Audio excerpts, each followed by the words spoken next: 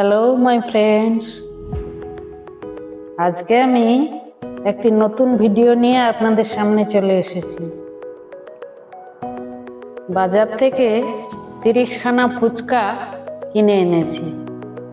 বাজার থেকে ফুচকাটা আনালাম কারণ বাড়িতে আমি ফুচকা বানালে ঠিক এত সুন্দর ফোলা ফোলা হয় না। আর বাড়িতে আলু সেদ্ধ করে নিলাম, তাতে চাট মশলা, বেশি করে কাঁচা লঙ্কা, পেঁয়াজ, নুন, তেল দিয়ে খুব টেস্টি করে মাখলাম, যাতে একটা দুটো খেয়েই ঝালে মুখ পেট জ্বলতে থাকে, তাহলে বেশি আর খেতে পারবে না কেউ।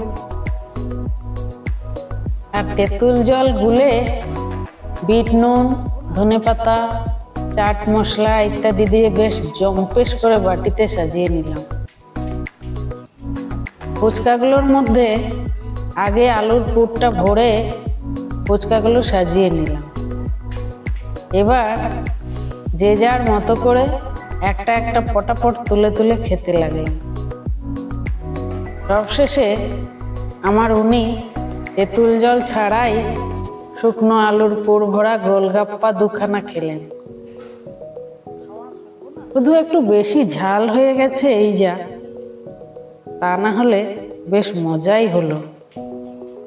সন্ধেবেলায় এইভাবে মাঝে মাঝেই আমরা ফুচকা খেয়ে থাকি। বন্ধুরা, মাঝে মাঝেই বাড়িতে এরকম করে খেলে দেখবেন খুব ভালো লাগবে। আমি জানি আমার বন্ধুদের মধ্যে অনেকেই হয়তো এরকম করে বাড়িতে ফুচকা খান। তাহলে এখানেই শেষ করছি। টাটা।